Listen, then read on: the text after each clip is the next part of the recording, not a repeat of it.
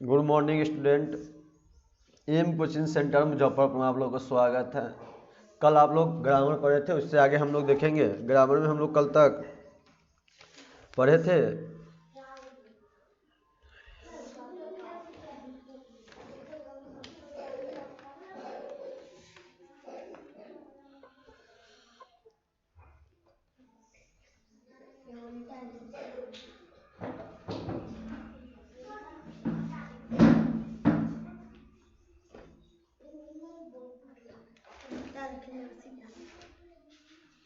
निम्नासिक को पढ़े थे हम लोग, उससे आगे आज हम लोग देखेंगे।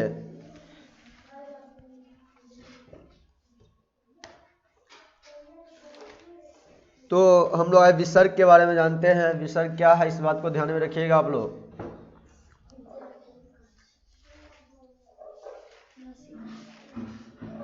विसर्ग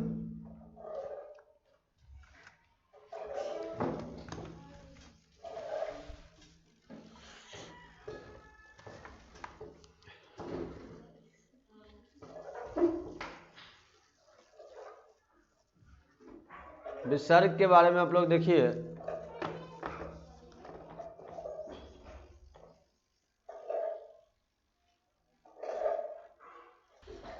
विसर्ग को जब हम लोग देख रहे हैं तो विसर्ग के बारे में आप लोग देखिएगा।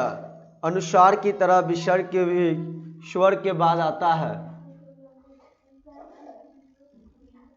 अनुस्वार के बाद अनुस्वार और विसर्ग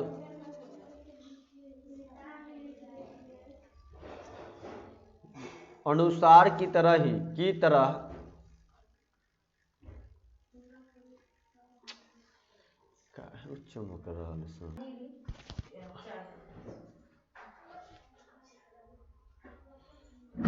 अनुसार की तरह विसर्ग भी क्या चीज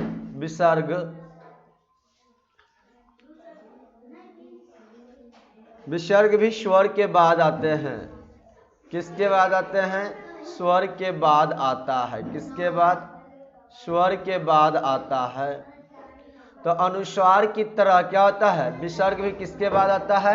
स्वर के बाद आता है। इस बात को आप लोग ध्यान रखिएगा।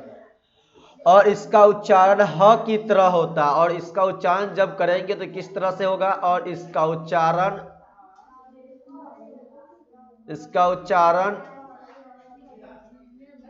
ह की तरह होता है। किसके तरह? ह की तरह होता है। किसके तरह? ह की तरह होता है। ध्यान में रखिएगा। विसर्ग के अनुसार की तरह और विसर्ग स्वर के बाद अनुसार की तरह विसर्ग भी स्वर के बाद आता है। इसका उच्चारण किस तरह से होता है? ह के तरह होता है। संस्कृत में इसका काफी व्यवहार होता है, यानी संस्कृत में इसका बहुत ही यूज किया जाता है। और इसके बाद हम लोग देख सकते हैं कि हिंदी में अब इसका अभाव बहुत कम होते जा रहा है। इसका प्रयोग हिंदी में विसर्ग का प्रयोग बहुत कम होते जा रहा है। किंतु तत्सम शब्द में जब हम शब्द पढ़ेंगे तो वहां पे तत्सम शब्दों में इसका प्रयोग आज भी होता है। इस बात को ध्यान में रखिएगा। और इसके आगे हम लोग चले तो जैसे मन कामना, उदाहरण हम लोग देखे तो जैसे मन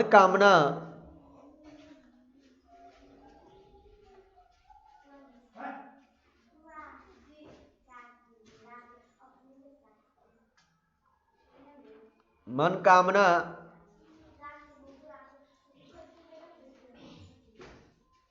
पय पान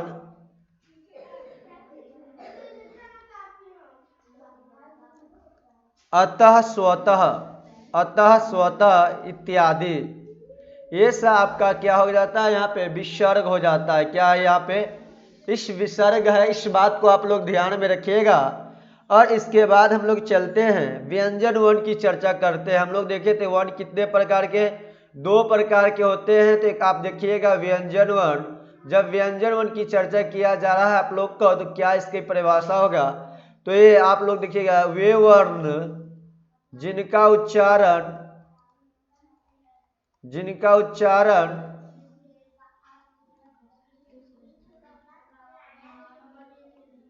स्वरों की सहायता से किया जाता है। किसकी सहायता से? स्वरों की सहायता से की जाती है, जिनका उच्चारण स्वरों की सहायता से की जाती है, सहायता से की जाती है,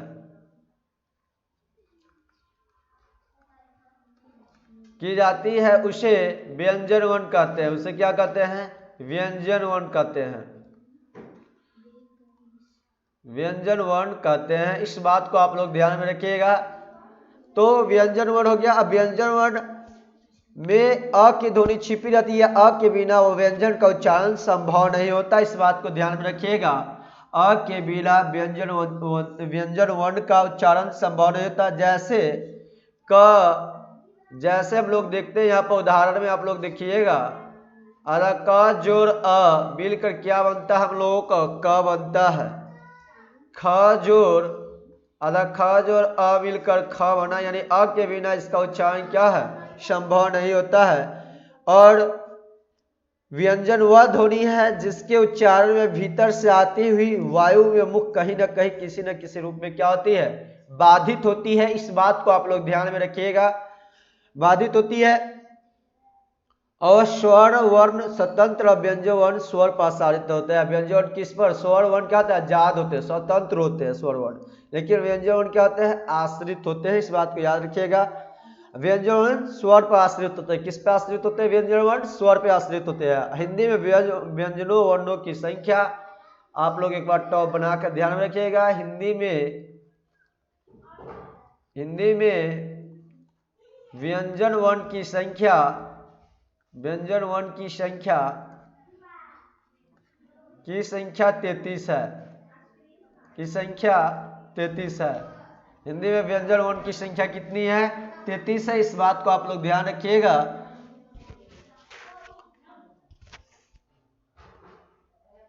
व्यंजन वर्ण की प्रकार की चर्चा किया जा रहा था। व्यंजन वर्ण कितने प्रकार के हैं? तो पहला स्पर्श व्यंजन, दूसरा आप लोगों को कौन सा व्यंजन होगा इस बात को भी ध्यान में रखिएगा। तो दूसरा आप लोग का व्यंजन हो जाएगा अंतस्थ व्यंजन हो जाएगा, अंतस्थ व्यंजन। और तीसरा आप लोग का कौन सा व्यंजन हो जाएगा? तो तीसरा आप लोग का ऊष्म व्यंजन होगा,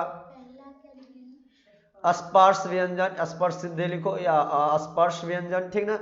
अब हम लोग जान गए यहाँ तक। अब दूसरा की चर्चा किया, दूसरा व्यंजन कौन आप लोगों का हुआ? तो दूसरा आप लोगों का व्यंजन हुआ अंतस्थ व्यंजन। तीसरा आप लोग का ऊष्म व्यंजन हुआ।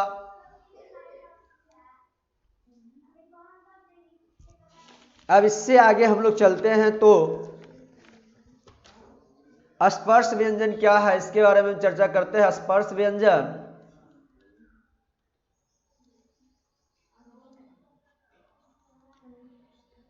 ये कंठ,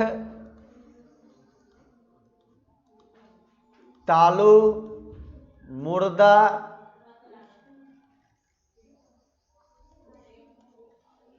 कंठ, तालु, मुर्दा, दंत और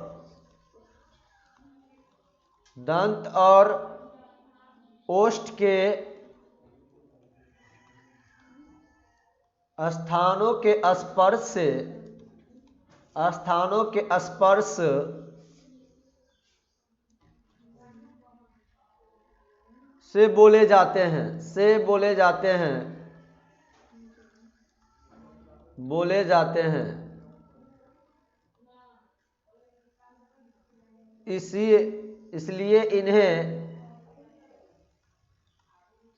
स्पर्श से बोले जाते हैं, इसलिए इन्हें स्पर्श व्यंजन कहते हैं, स्पर्श व्यंजन कहते हैं। तो ये कंठ, तालु, मुर्दा, दंत और ओष्ठ के स्थानों के स्पर्श से बोले जाते हैं, इसलिए इन्हें क्या कहते हैं? स्पर्श व्यंजन कहते हैं। और इन्हें स्पर्श व्यंजन, इन्हें हम वर्गीय व्यंजन भी कहते हैं। एक बात को आप लोग ध्यान में रखिएगा, इन्हें हम क्या कहते हैं? वर्गीय व्यंजन भी कहते हैं। इन्हें हम वर्गीय व्यंजन भी कहते हैं, वर्गीय व्यंजन भी कहते हैं। इन्हें हम कौन सा व्यंजन कहते हैं? वर्गीय व्यंजन भी कहते हैं। अब आप लोग यहां तक हो गया। इससे आगे देखिएगा क्योंकि इसका उच्चारण स्थान अलग अलग एकता के लिए हुए वर्गों में विभक्त होता है, और इसका जो उच्चारण होता है अलग अलग एकता के लिए हमारे वर्गों में विभक्त है। इस जाति के आधार पर 5 वर्गों में व्यंजन को बना लिया गया है। कितने वर्गों में बना लिया गया है? 5 वर्गों में बना लिया गया है। तो आप लोग ध्यान में रखिए, कितने वर्गों में? 5 वर्गों में। तो आप लोग ने सबसे पहले सीखे आज व्यंजन वर्ण। व्यंजन वर्ण क्या होता है? तो व्यंजन वर्ण वे वर्ण जिनका उच्चारण हम किसी स्वरों की सहायता से होता है। व्यंजन वर्ण 3 प्रकार के हो गए, स्पर्श व्यंजन, अंतस्थ व्यंजन, ऊष्म व्यंजन।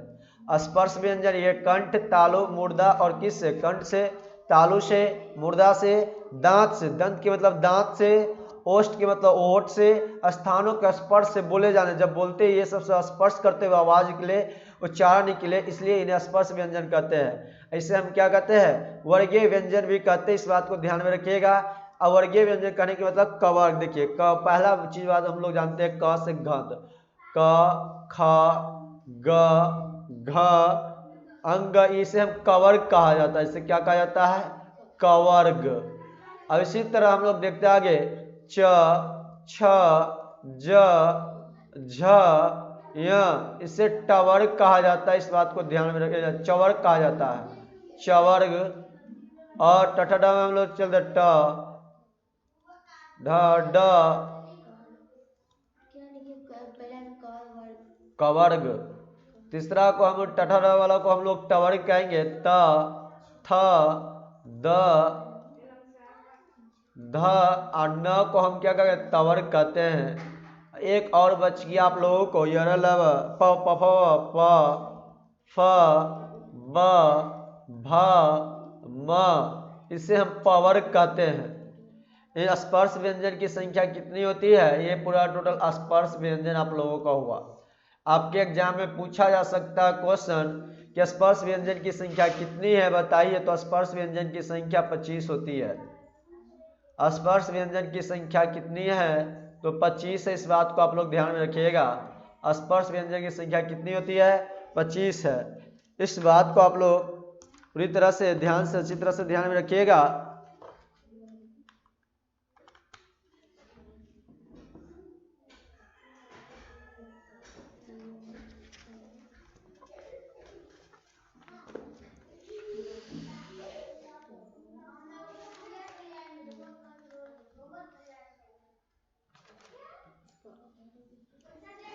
अब हम लोग इसके बाद चर्चा करते हैं अंतस्थ व्यंजन के बारे में।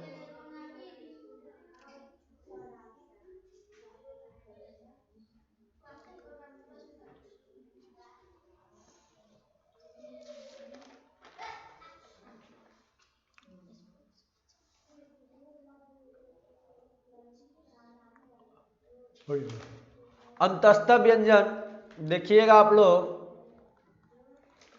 अंतस्थ व्यंजन इनकी संख्या कितनी होती है? तो इनकी संख्या 4 होती है। ये कौन कौन सा होगा? तो ये य, र, ल और व, इनका उच्चारण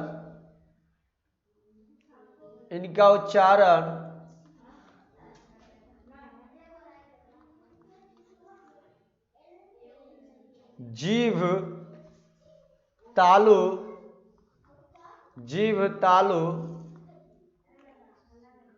दांत और ओठों के परस्पर सटने से होता है, परस्पर सटाने से होता है, सटाने से होता है।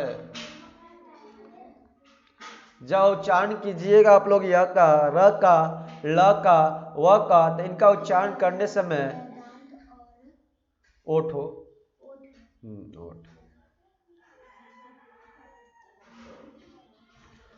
य, र, ल, व का उच्चारण कीजिएगा आप लोग तो जीभ और तालु, आपके दांत, ओठ को परस्पर सटाने से होता है। उसको सटने के बाद ही इसका उच्चारण हो पाता है य, र, ल, व का। आप लोग एग्जाम में क्वेश्चन पूछा जा सकता है कि अंतस्थ व्यंजन यह कैसा व्यंजन है? तो अंतस्थ व्यंजन है।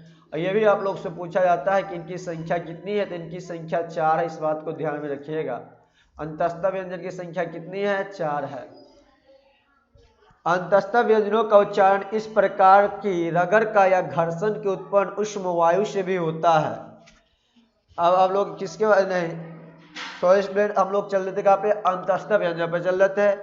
तो इसको हम लोग देखते हैं ऑटो को परस्पर सटने से होता है, किंतु कहीं भी पूर्ण स्पर्श नहीं होता। लेकिन हम कहीं पर जब इसका उच्चारण करते तो पूरा स्पर्श नहीं हो पाता है, पूरा स्पर्श नहीं होता था। ये कहा जाता है चारों अंतस्थ व्यंजन अर्ध स्वर भी कहलाते हैं। ये चारों जो अंतस्थ व्यंजन है इसे हम क्या कह सकते हैं? अंतस्थ व्यंजन को हम अर्ध स्वर भी कहते हैं। अंतस्थ व्यंजन को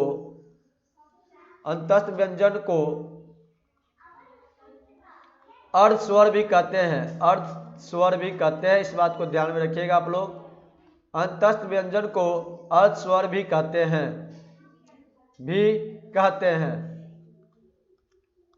अंतस्थ व्यंजन को क्या? अर्ध स्वर भी कहते हैं। उष्म व्यंजनों, अब इस तरह से आप लोग का हुआ। इसके बाद हम लोग चलते हैं उष्म व्यंजन पर।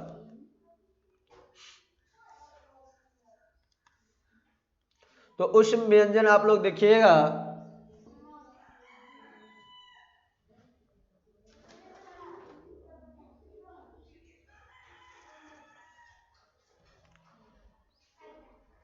उष्म व्यंजन कैसे व्यंजन की चर्चा किया जा रहा है? तो उष्म व्यंजन का, तो उष्म व्यंजन की जब चर्चा किया जाएगा तो आप लोग देखिएगा उष्म व्यंजन क्या होता है।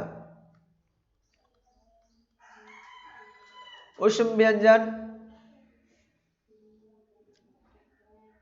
व्यंजन का उच्चारण एक प्रकार की रगड़ या घर्षण से होता है। उष्म व्यंजन का क्या होता है? एक प्रकार का रगड़ समझ लिया, घर्षण समझ लीजिए। उससे उत्पन्न हुए, जब रगड़ होगा या घर्षण होगा, उससे उत्पन्न हुए उष्म वायु यानी हवा से होता है। तो हम लोग परिभाषा लिख सकते हैं उष्म व्यंजन का।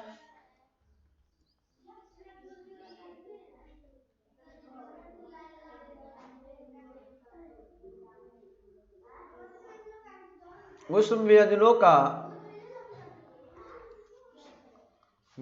का उच्चारण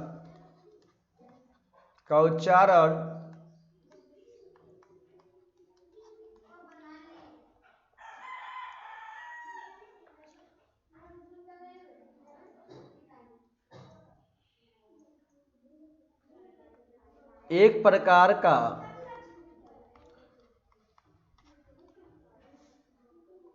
की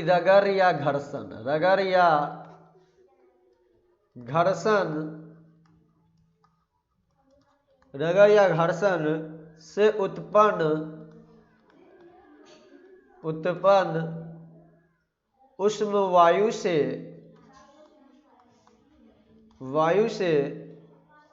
होता है। ये चार, इसकी संख्या भी कितना होता है? इसकी संख्या भी 4 होता है। कौन कौन सा होता है इसकी संख्या? इनकी संख्या 4 होती है। उष्म व्यंजन की संख्या कितनी होता है? 4 होता है। इस बात को आप लोग ध्यान में रखिएगा, इनकी संख्या 4 होता है। उष्म व्यंजन की संख्या कितनी? 4 होती है। उष्म व्यंजन 4 संख्या होती है। कौन कौन सा होता है? तो तलावे स, मूर्धन्य स, दंटी स और ह। 4 कौन कौन सा हो गया? तलावे स, दंटी स, मूर्धन्य स और ह। इनकी क्या हो जाता है? उष्म व्यंजन का उच्चारण एक प्रकार की रगड़ या घर्षण से उत्पन्न उष्म वायु से होता है। इस बात को ध्यान रखिएगा आप लोग। इससे आगे हम लोग चलते हैं।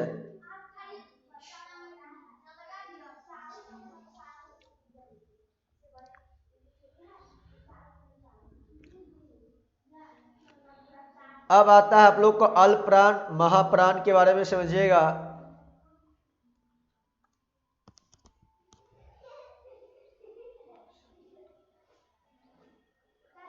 उच्चारण में अब एक बात को आप लोग ध्यान में रखिएगा, उच्चारण में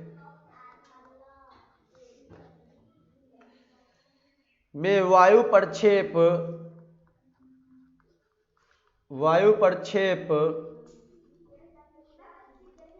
की दृष्टि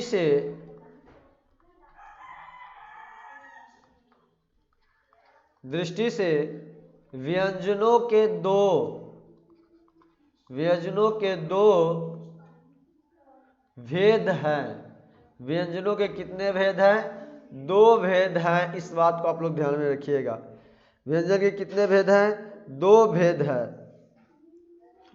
दो भेद है। कितने भेद हैं? दो भेद हैं। जब दो भेद है तो कौन कौन सा होगा? दो भेद है तो एक अल्प प्राण आपका हो जाएगा, एक कौन हो जाएगा? महाप्राण हो जाएगा, अल्प प्राण। और दूसरा आप लोग को क्या हो जाएगा? महाप्राण होगा। दूसरा क्या? कौन सा प्राण? महाप्राण। तो अल्प प्राण, महाप्राण हो गया। अब बात आती है तो आप लोग को जिनके उच्चारण में श्वास पूर्व से अल्प मात्रा में निकले उसे हम हकार जैसी ध्वनि नहीं होती, उसे अल्प प्राण व्यंजन कहते हैं। तो हम लोग देखते हैं कि अल्प प्राण व्यंजन किसे कहते हैं, महाप्राण व्यंजन क्या है। पहले अल्प प्राण व्यंजन के बारे में चर्चा करेंगे हम लोग, उसके बाद चलकर महाप्राण के बारे में जानेंगे। तो अल्प प्राण देखिएगा, अल्प प्राण के बारे में। अल्प प्राण,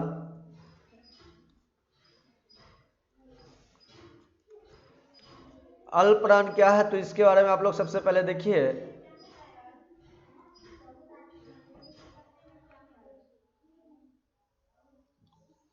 जिनके उच्चारण में श्वास, जिनके उच्चारण में श्वास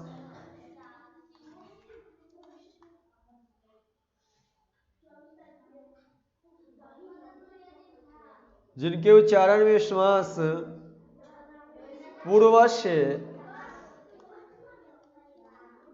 अल्प मात्रा में निकले, अल्प मात्रा में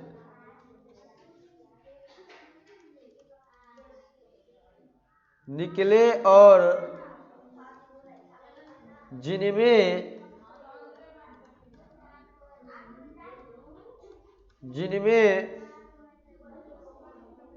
हकार जैसी ध्वनि, हकार जैसी ध्वनि,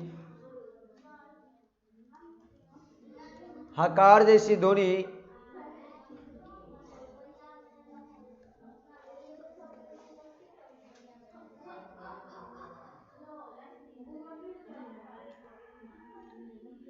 हकार जैसी ध्वनि ध्वनि इतना है, आप लोगों को देख लीजिए ध्यान से। ध्वनि हंकार जैसी ध्वनि नहीं होती है, नहीं होती है, उन्हें अल्प प्राण व्यंजन कहते हैं, उन्हें अल्प प्राण व्यंजन कहते हैं, अल्प प्राण व्यंजन कहते हैं। इस बात को आप लोग ध्यान में रखिएगा। तो यहां तक हम लोग समझे। अब सबसे पहली बात आ जाती है कि प्रत्येक वर्ग का पहला, तीसरा, पांचवा वर्ण अल्प प्राण होता है। जितने भी वर्ण देखे तो आप लोग यहां पर देख लीजिएगा।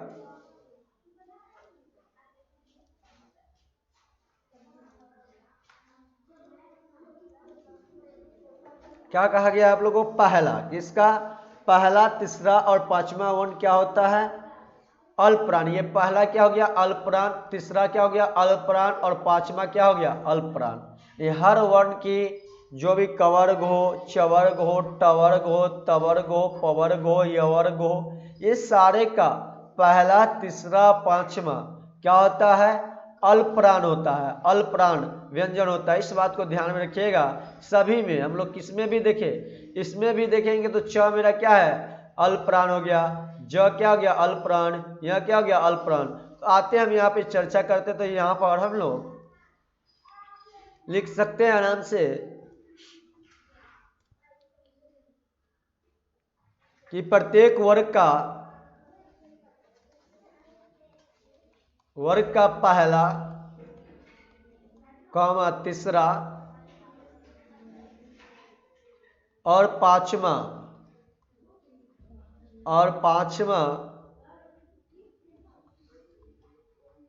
वर्ण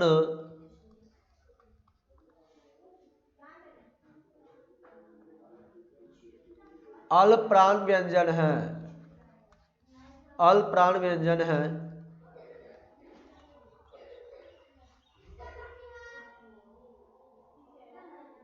जैसे आप लोग समझ सकते हैं क, ग, अंग, च, ज, य, ट, ड, न, त, द, न, प, ब, म, ये सब क्या है? अंतस्थ व्यंजन भी क्या होता है? अल्प प्राण होते हैं। जो अंतस्थ व्यंजन है वो भी क्या है? अल्प प्राण है। इस बात को ध्यान में आप लोग रखिएगा। ये तो आप लोग समझ गए अल्प प्राण कौन कौन हो गया? क, ग, अंग, च, ज, य, ट, ड, न, त, द, न, प, ब, म, ये सब क्या है? अल्प प्राण है। अब इसके बाद आप लोग देखिएगा अंतस्थ व्यंजन को भी हम क्या कह सकते हैं? अल्प प्राण कह सकते हैं। अंतस्थ व्यंजन को भी अल्प प्राण कहते हैं। अंतस्थ व्यंजन को भी अल्प प्राण कहते हैं। अंतस्थ व्यंजन को भी अल्प प्राण कहते हैं। अल्प प्राण कहते हैं। अंतस्थ व्यंजन को भी क्या कहते हैं? अल्प प्राण कहते हैं। अंतस्थ व्यंजन को भी क्या कहते हैं? अल्प प्राण कहते हैं। अंतस्थ व्यंजन आप लोग को पता है कौन कौन होता है? या, र, ल और व होता है।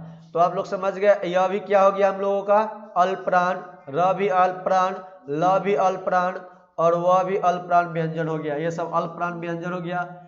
इस तरह से वह आप लोग तो ये याद रखिएगा अल्प प्राण में कौन कौन सा किसी भी वर्ग का पहला, तीसरा, पांचवा वर्ण को अल्प प्राण व्यंजन कहते हैं और अंतस्थ व्यंजन को भी अल्प प्राण कहते हैं। अब हम लोग चलते हैं इसके बाद महाप्राण पे। महाप्राण व्यंजन को देखिएगा आप लोग। महाप्राण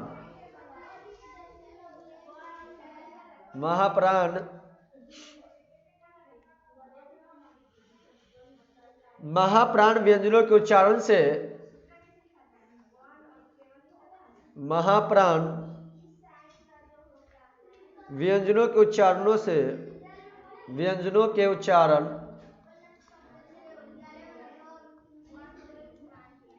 उच्चारणों से हंकार जैसी, हकार जैसी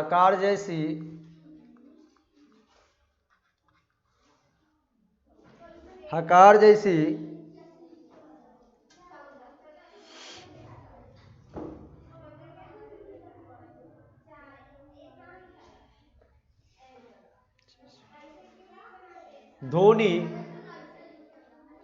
हकार जैसी ध्वनि विशेष रूप से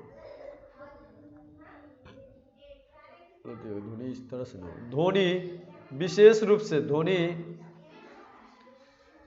विशेष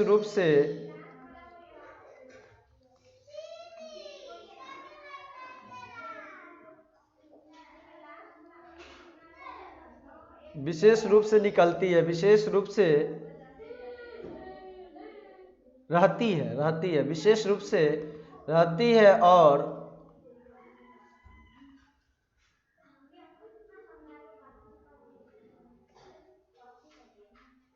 श्वास अधिक मात्रा में निकलता है। श्वास अधिक मात्रा में निकलता है। अधिक मात्रा में निकलती है। अधिक मात्रा में निकलती है। अब प्रत्येक वर्ग का या तो समझ गए आप लोग की महाप्राण क्या हो गया? व्यंजनों के उच्चारण में हकार जैसी ध्वनि विशेष रूप से रहती है और श्वास अधिक मात्रा में निकलता है। अब इसके बाद आप लोग ध्यान में रखिएगा कौन कौन सा हो जाएगा। तो ये क्या होता है? प्रत्येक वर्ग का दूसरा और चौथा होता है। प्रत्येक वर्ग का क्या होता है? दूसरा और चौथा होता है। इस बात को आप लोग ध्यान में रखिएगा। प्रत्येक वर्ग का वर्ग का दूसरा और चौथा, दूसरा और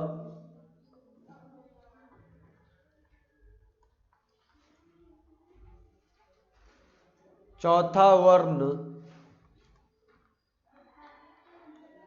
तथा समस्त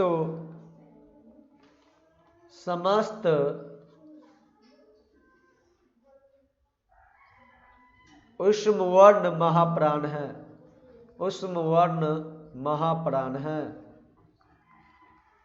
वर्ण महाप्राण है। जितने भी ऊष्म है वे सभी क्या है, एक महाप्राण है। अब इसके बाद देखिएगा तो जो भी सेंटेंस हम जो भी वर्ण लिखे थे यहाँ पर वर्ग का, जैसे इसमें हम लोग देखे तो यहाँ पर देखिएगा आप लोग, इसमें से सबसे यहाँ पर हम लोग देखते हैं इसमें जो बचा, कौन बचा हुआ है, दूसरा बचा हुआ है। आपका कौन बचा हुआ है, चौथा बचा हुआ है। तो दूसरा चौथा हमारा क्या हो गया, महाप्राण। ये दूसरा और चौथा हम लोगों को क्या हो गया, महाप्राण। हर वर्ग का दूसरा और चौथा क्या हो गया, महाप्राण। और जितने भी समस्त ऊष्म व्यंजन है वे मेरा क्या हम लोगों का हो गया, ऊष्म व्यंजन महाप्राण हो गया। क्या हो गया, महाप्राण हो गया। इस बात को ध्यान में रखिएगा, समस्त ऊष्म वर्ण भी क्या है, महाप्राण है। तो एग्जाम्पल में लिख सकते हो कौन कौन हो जाएगा हम लोग को, जैसे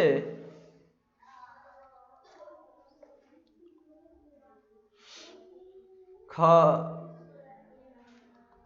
घ,